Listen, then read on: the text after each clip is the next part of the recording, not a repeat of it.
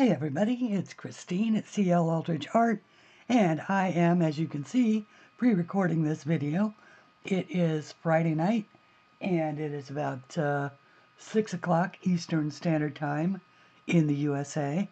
And of course, Belinda, Faithful Girl 1978, is streaming right now, and I did not want to stream over her, so I thought I would just pre-record. And I wanted to show you the progress that I had made on Christmas Day. I started a new image in my book, Flowers and Whimsy, and this is the one that I am working on. And it is the dragonfly from this book, and I sort of was winging it until I figured out exactly what I wanted to do, and I've now sort of perfected it. So I thought that I would show you this last bit, and then some blending that I did a little more about how the tortillions work, since I know a lot of people on Christmas Day had never seen tortillions. So I thought I'd show a little bit more about exactly what they do, and then also just yak a bit about coloring and life and stuff. At any rate, without further ado, shall we get started? Let's see. First off, let's bring you down to the book level, and let's see, zooming in.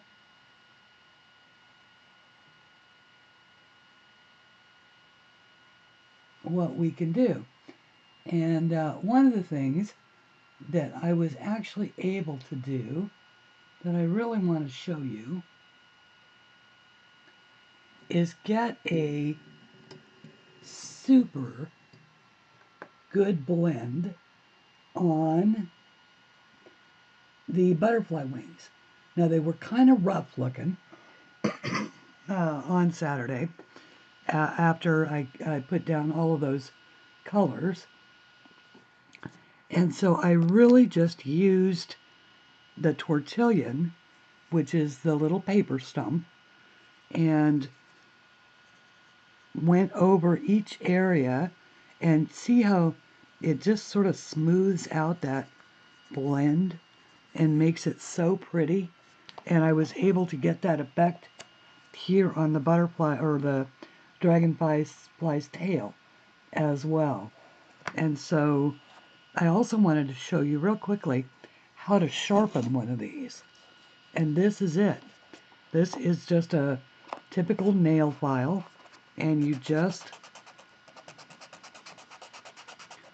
literally sharpen it like this, and it helps to take the old wax off of it, so that when you want to switch colors, switch blending colors, you're not ending up with a bunch of your old color in what you're trying to blend. And so you just do that, and then it brushes right off of the emery board. So that's what this is. Just an emery board for doing your nails. Any cheap one will do. A metal one will do. Just whatever you happen to have. You're probably not going to want to use it on your nails afterward, because it'll have a little bit of wax buildup in it. But you could also do that with any fine grit sanding paper. So if you've got a sheet of sanding paper left over from something that you were working on, you can always use that as well. So I usually have 3 of these laying around, and I'm usually blending some golds or browns, some greens or some blues. Each one has 2 ends. Mine are starting to get a little short now. They come longer.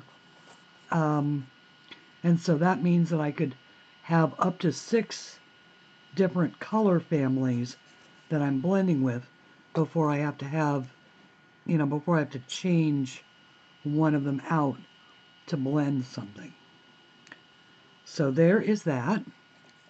And then I wanted to show you how I've sort of perfected getting a really cool blend on this flower.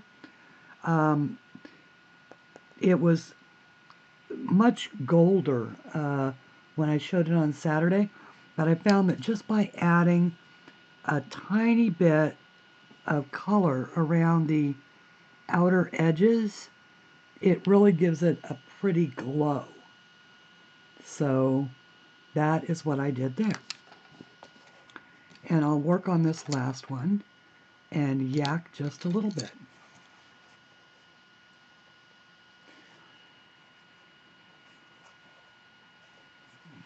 Looks like I'm in focus. I think I am. At any rate, one of the things that I wanted to talk about is I keep seeing people who say, you know, they've got new pencils or new books that they really wanted that they got for Christmas, but they're afraid to color in them because they're afraid that they'll mess up. And I get that. Excuse me.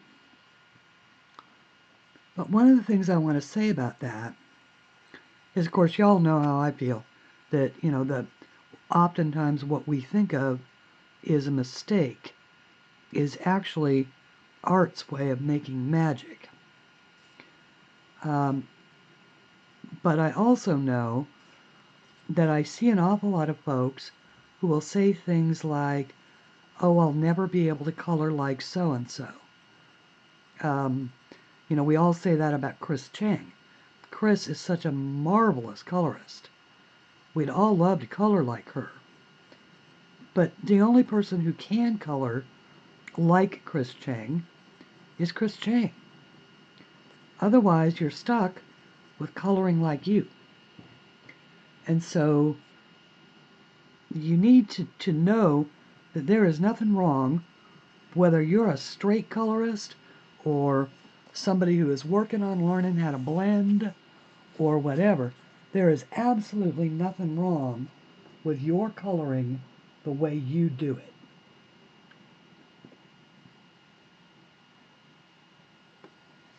That's a little better. Now that said, a lot of us like to improve our technique, and I am certainly one of those.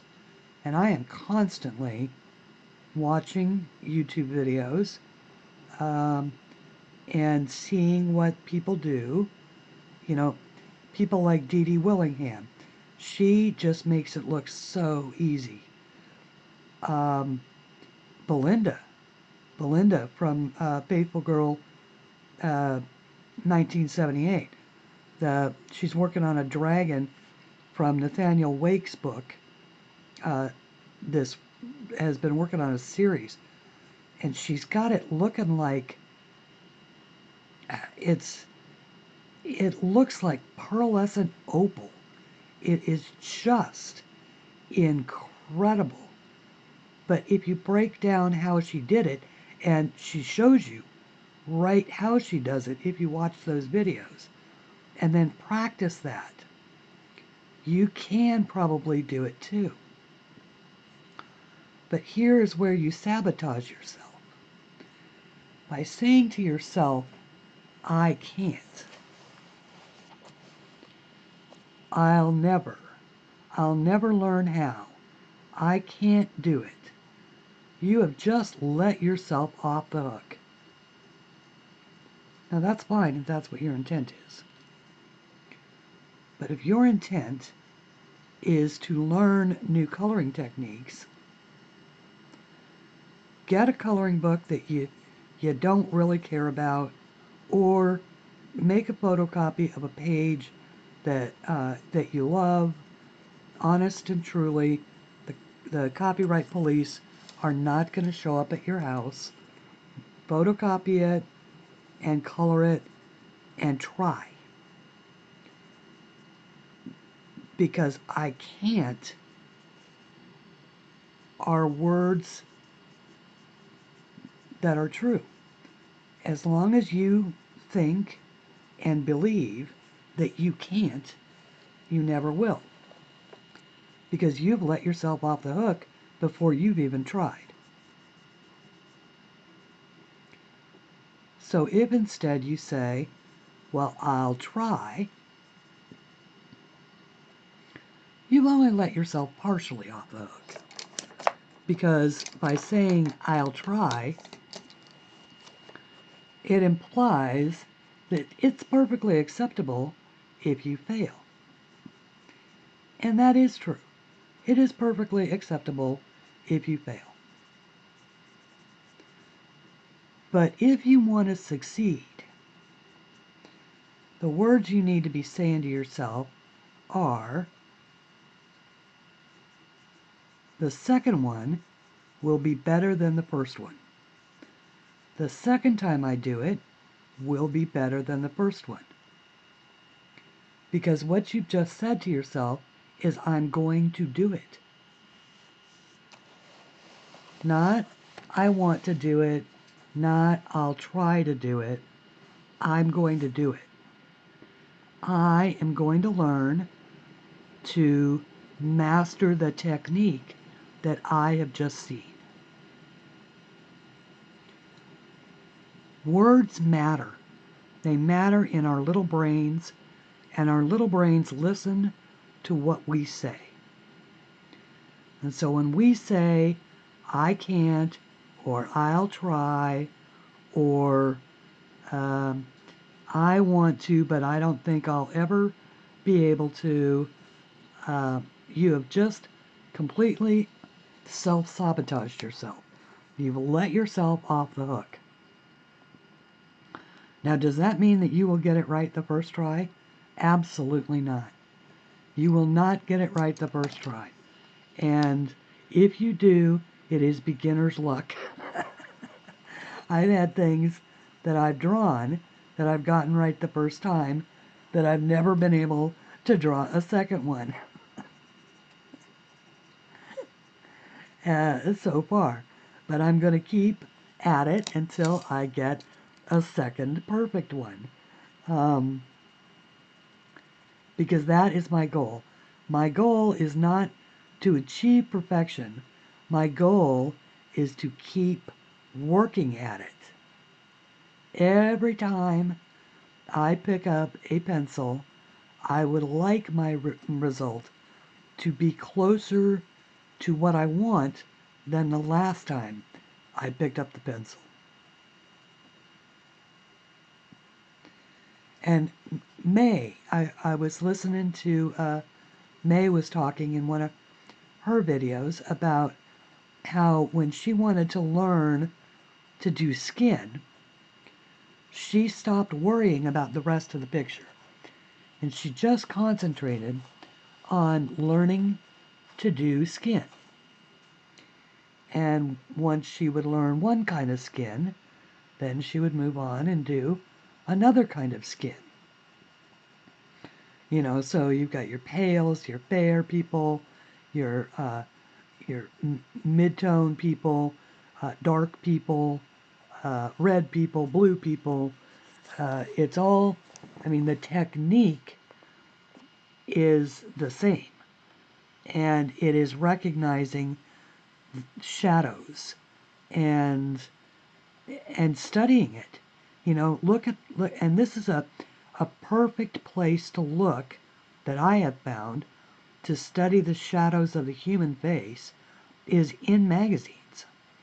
If you look at fashion magazines or, you know, really any magazine that that features people and how they look, you can study the places where light causes shadow on their faces, or where the curve of their nose causes the color on the page to be slightly different than the pixel, because most of it's digital coloring, or digital photography these days, than the next one over.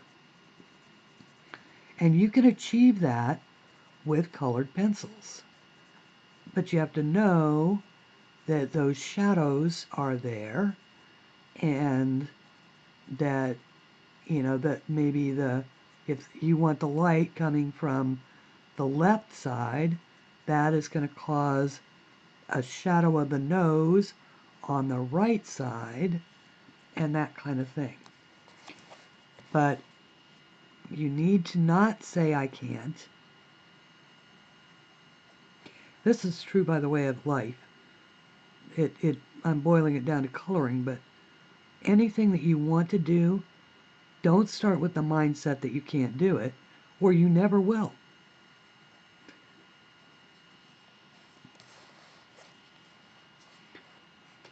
I wanted to learn how to shade flowers like my friend Virginia. And I'm lucky because Virginia colors all of my covers for my books. So I have beautiful full-size glossy photographs of her coloring to study. And now my flowers do not look like hers, but it is her shading technique that I am using right here on this. So I started out with putting canary yellow as a base down on this flower. Then I jumped to this sienna brown, which is 945, and I put in these shadows.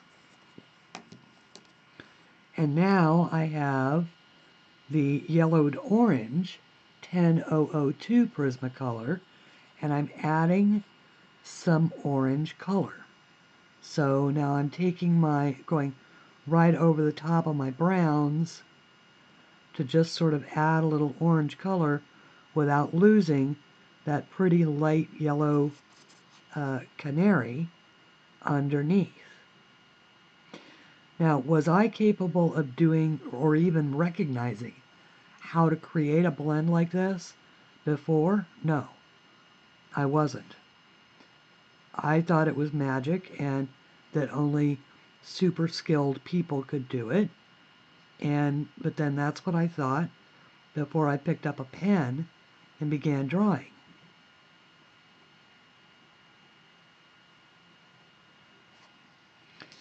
As well, I never knew I could draw. I was 56 years old when I discovered that I could draw. Now what I'm doing is I'm just deepening up that orange. I'm using yet another shade darker, which is my 921 Pale Vermilion. And I'm working it just a little bit closer to the inside of the yellow, going right over the top. And these are all, by the way, very light coats or very light layers.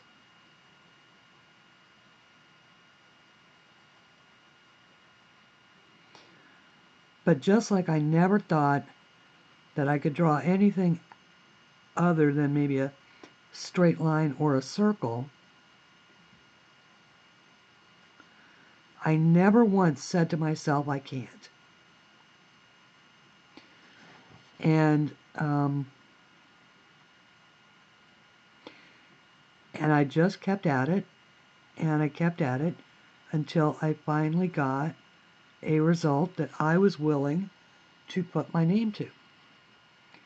And then another one, and another one, until I had enough drawings to open my Etsy shop, and then from there to to publish my first book.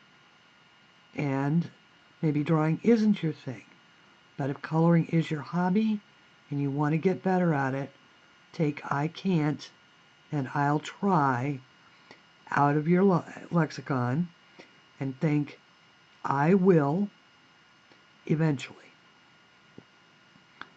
I will achieve the kind of coloring that I want to do, because I will keep practicing and I will eventually get there. And that is what you need to believe.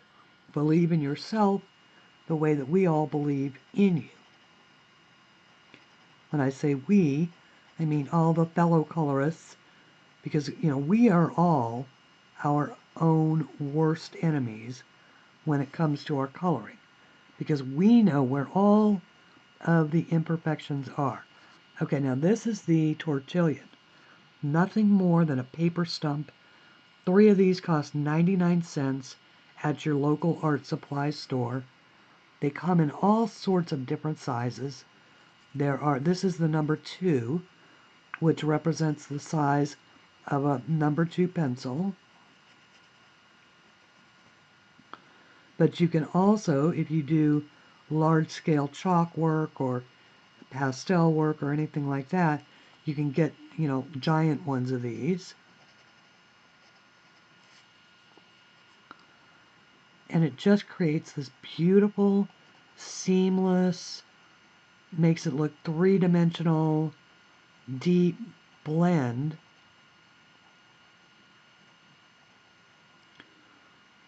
Because all that wax is moving around and sliding around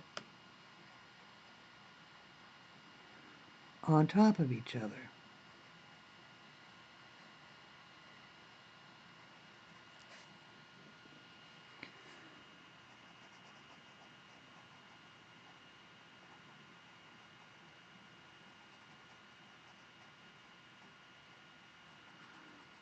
And I just think it makes the prettiest blend.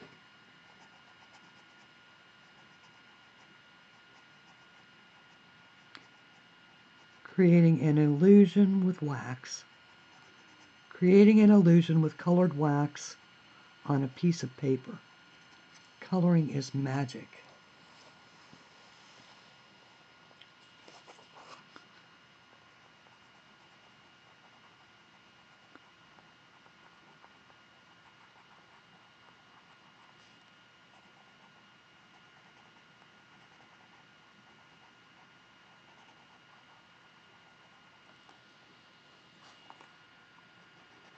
And above all, don't stress if you don't get it right,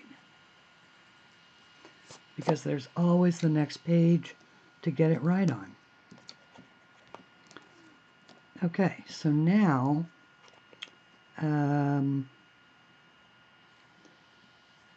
let's see here. Okay, now this is the darkest shade that I've got, which is the Poppy Red, number 922. And all I'm going to do here is just go around the very outside with just a hint of this. And I'm not going to blend this down. It's just going to sit right on top.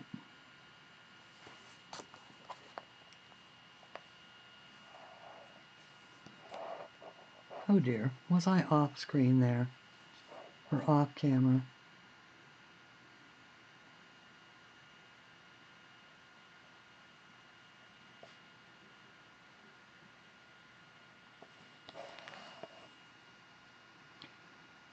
And it just adds that one more layer, excuse me, of dimension. Just that little bit of red makes it just pop that much more up off the page.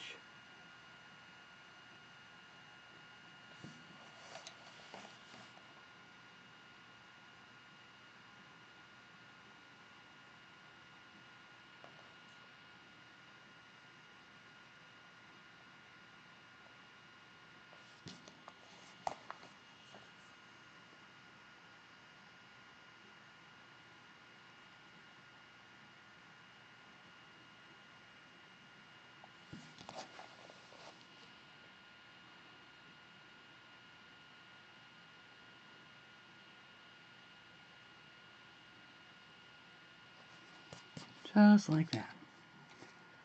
I like that result. Now, I dithered and dithered, and actually I need to turn this over because it's important that my gemstones all go the right direction because I'm doing these as gems. So I just do a very, very light layer of this light aqua. This is the light aqua 992. Whoops. Light aqua 992. And this is the 905 aquamarine. And I just did this down here in one corner, pardon me, just to represent that that's a little darker. Then this is the very dark cobalt turquoise 105, PC 105, and with this I did these outer facets, but I only do half of them. I leave the other half white.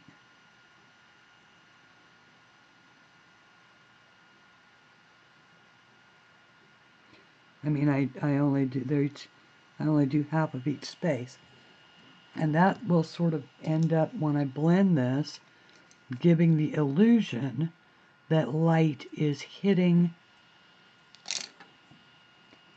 it. So I'm going to blend out my center with my torchillion. That's just a little circle. And then, always going one direction only, because what I'm doing is I'm spreading that darker just a little bit over the white spaces so that it ends up leaving. And I think that's a little difficult to see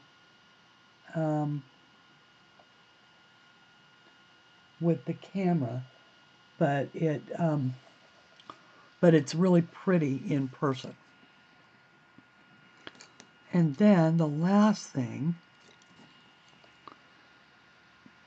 is, and actually, well, I don't really need to sharpen this. I settled on, now this is sort of a weird brown color that ends up coming out, but this is the violet. This is the Prismacolor 932 violet.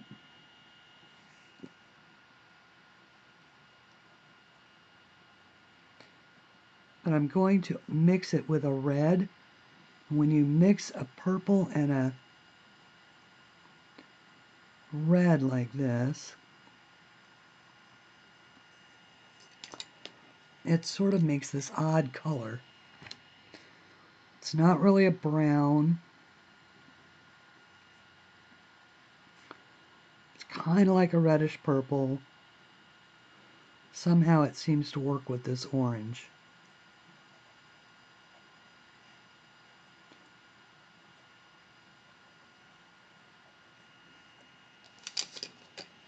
Just like that. So that is the last of the flowers. Now the little leaves were something that I hadn't really started when we worked on this on Saturday. So I just thought I'd just go over these really quickly to show you what I had done. This is the Peacock Green, number 907 in the Prismacolors.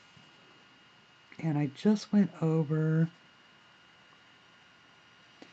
and all I'm doing is just adding a little bit of dark in.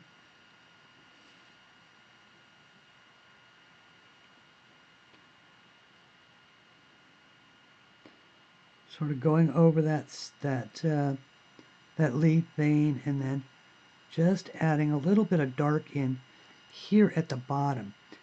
And I'm being sort of not really heavy-handed, but sort of medium-handed.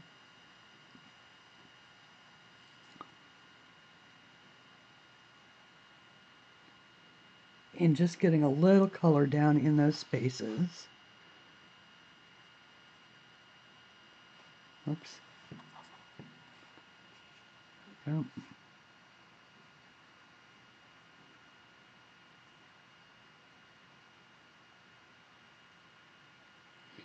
And then this is the spring green, I believe, the number 913. And on these larger leaves, I used it as sort of a mid-range.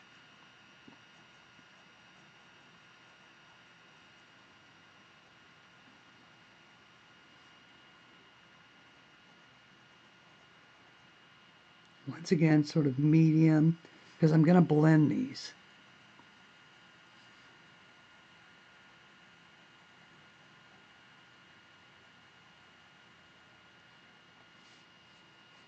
And then on here, I used the whole thing because these are just tiny little leaves.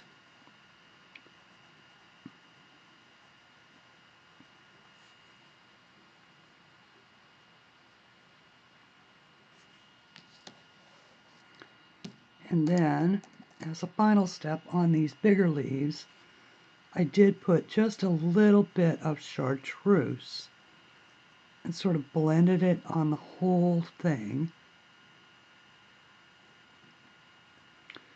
on the theory that these leaves are bigger, they would be up closer to whatever light source.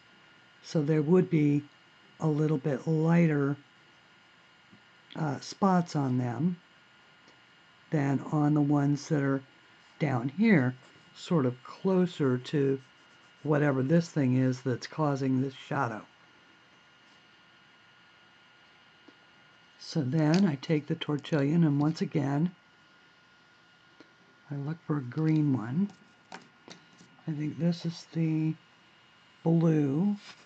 So I think this is the one that I cleaned off when I was showing you how to do that. So it's technically my green. So you really just sort of blend these out, and it blends those colors together.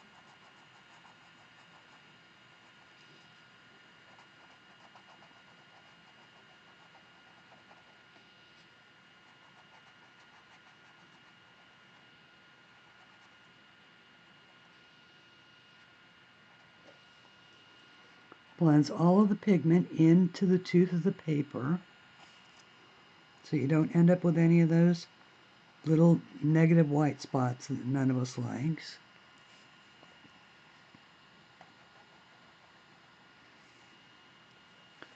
Just like that. So I will finish up this side, and then I won't finish up that side just yet. Because here's the other thing I wanted to show you. For the background, I was a little, I didn't really know exactly what I wanted to do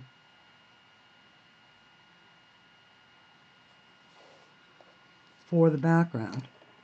And then it occurred to me to just try this very light green, which is the light green PC 920. And literally, I just very light-handed, holding it right back here in the middle, so that I don't get heavy-handed. And I just put a very, very light layer of this light green down, just so that the page isn't stark white.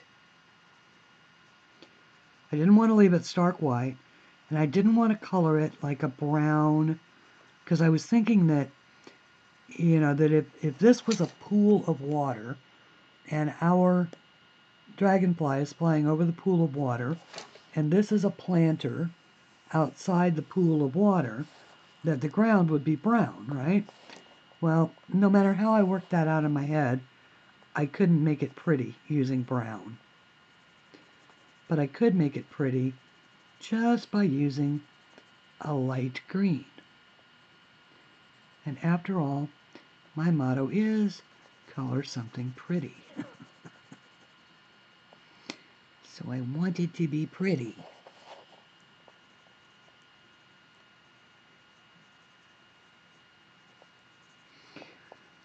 It really is true, though, guys. You know, we say we can't, or we're afraid, and I just hate to think that people torture themselves that way with being afraid. It's coloring, it's paper, it's pencils, it's a book, um, and once again, if you are afraid of ruining your original, then make a copy. Just make a copy of the page. Um, if you don't have a photocopier at home, you will probably have to go to one of those self-service places. Or maybe you've got a next door neighbor who, could make you a copy at work of that page, something like that. But generally, if you try and take a copyrighted book into someplace like a Staples or an Office Max or something like that, they generally won't make a copy for you. You have to use if you want a copy, to make a copy, and only do one. Do one or two. Always make sure it's for your personal use and not to give away to your friends or your neighbors or whoever. But there's not an artist in the world that would object to you wanting to make a practice copy, a practice run at it before you color the one in the book. At least I don't. Now there are some books, I saw one just recently, that said, under no circumstances, do not photocopy.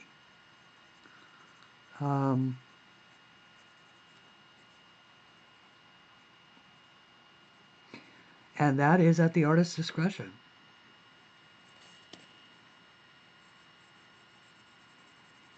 But unless we're at your house, it can only be a request,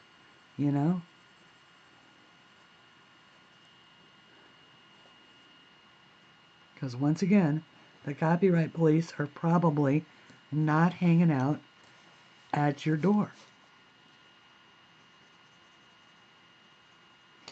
However, if you try to market the pages or post them on Pinterest or something like that, that's an entirely different story.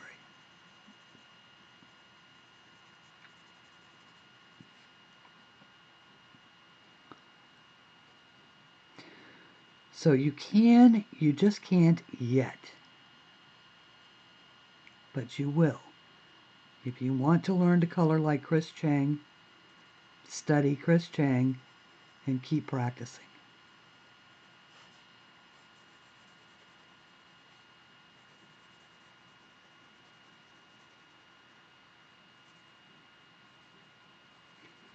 One of the things about the videos is you can slow the speed down, or you can put it on pause and you can, look at it. You can look at the individual strokes. Look at the muscles in her hand. Look at how she's holding her pencil.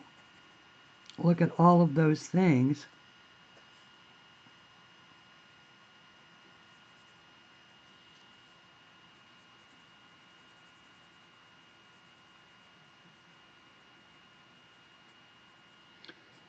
Okay, that's as far as I can go until I do this other half.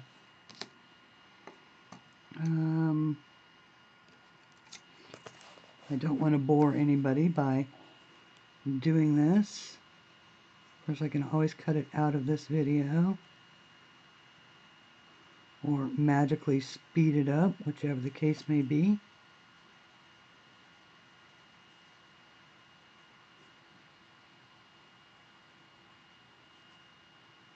And I was so delighted earlier today to see Deb come on live, and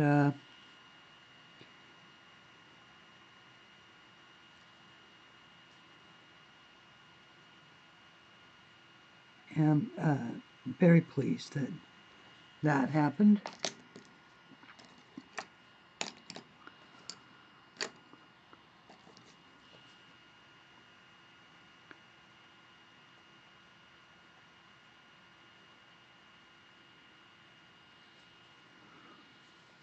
Okay.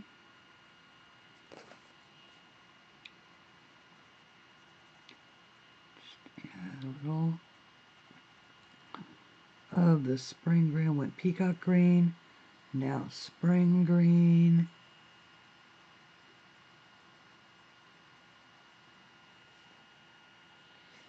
I hope that we're still in focus. If not, I can always bring you back down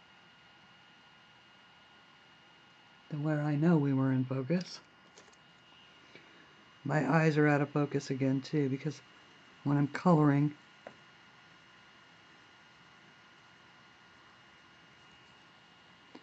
the focus seems to go fairly quickly on my eyes.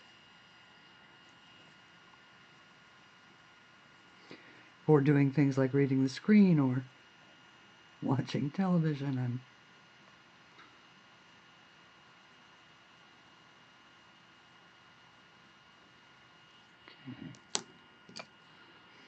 I hope that anybody and everybody who's watching, even if you didn't join us on Christmas Day for my live stream, I hope that you had a lovely Christmas with your loved ones, and for those of you who don't have loved ones, that you were able to remember the people in your lives that you love with fondness and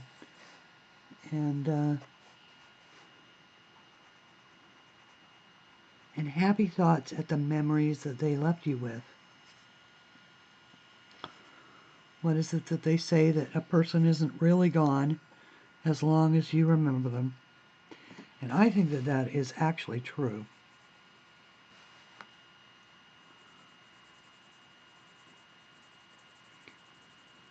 Look at all of the people who have gone, who are still influencing our lives.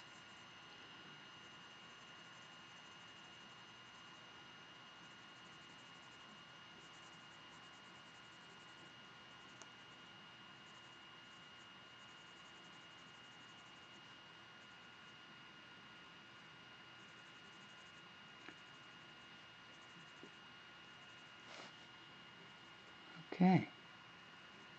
All right. By Jove, I think that's it. Okay, now, the next part of this that I wanted to show you was how I did this blend right here. And this was a fairly easy thing to do. You can see there's one that's partially done here, and I will use this one as a new example.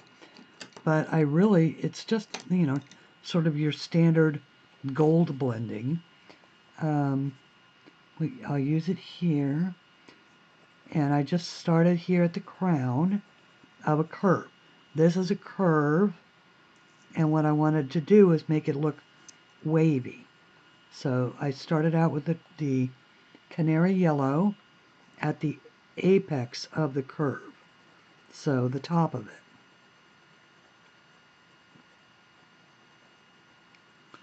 And I had already done that over here. And then I actually put a little of this darker red, this is the poppy red, here in the corner, just because I wanted, I'm going to be using a chocolate brown, and the chocolate does not have a red in it. And so, the poppy red is the orangish red. So it's like your tomato. So then I used and actually I thought it was chocolate. It is chocolate. This is chocolate. And because I want these to be the darkest part here in the corners. But I also wanted this chocolate to have a slightly red undertone. So that's why I put the slight red down there. And look, I missed one right here.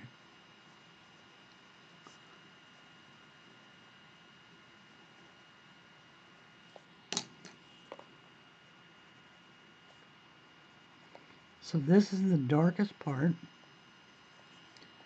And then I switched to the sienna brown, which is the 945, because it does have a slightly orange hue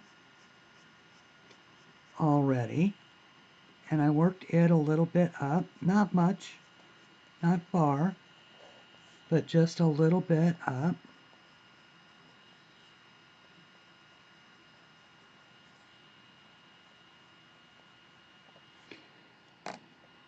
And then I used no, that one was next. This is the mineral orange, the 1093. So I went over the other two colors and sort of brought up the mineral orange.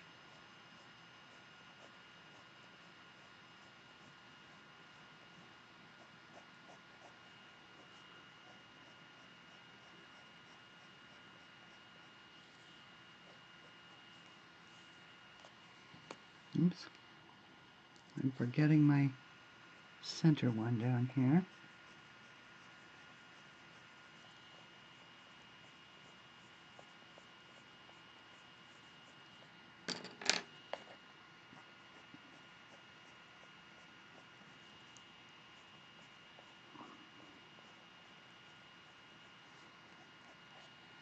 And then I switched to my yellowed orange, once again going over the same thing.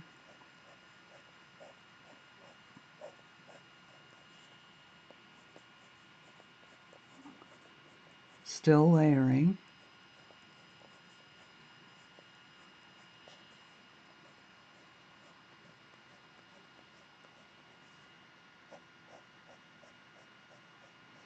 Not quite going all the way to the center because I want to leave that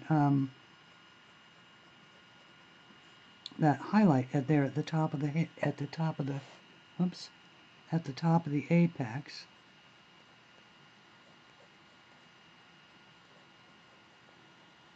Okay, so now that I've done all of that, now I'm going to take my blender, my Tortillion blender, and I am just literally going to blend from both the dark ends inward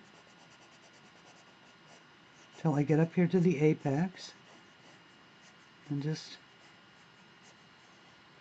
sort of go lightly over the apex. I want to make sure those colors are all blended down.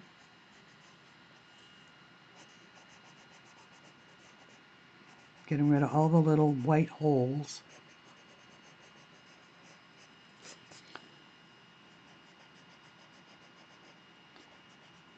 Or all the little white spots that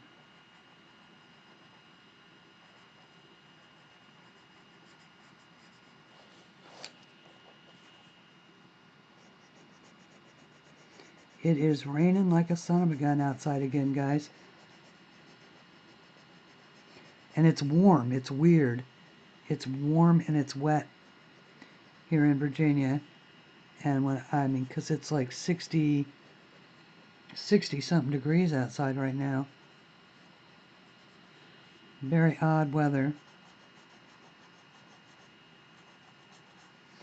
Okay, so that's all blended down, and that looks really pretty, but it's still just a tiny, tiny bit too bright. So then I take the burnt ochre and just sort of lightly and very lightly up here go over it, and that just takes it that half step down from the garish into the warm golden.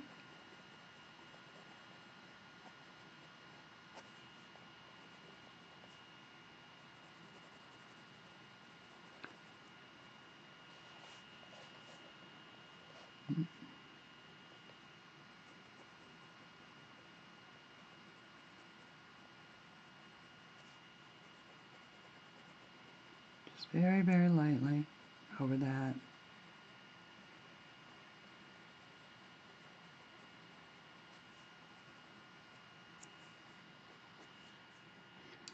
And using this same tortillon,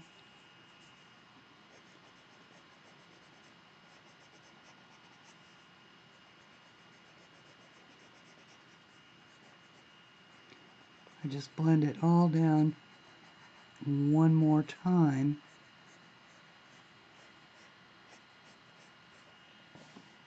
And it is just a gorgeous blend.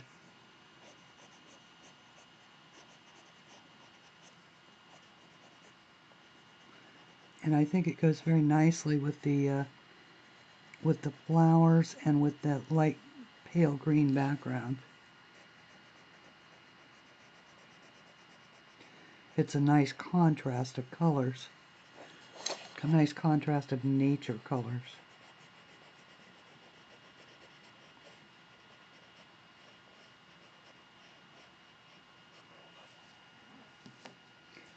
Okay, so now let's zoom out.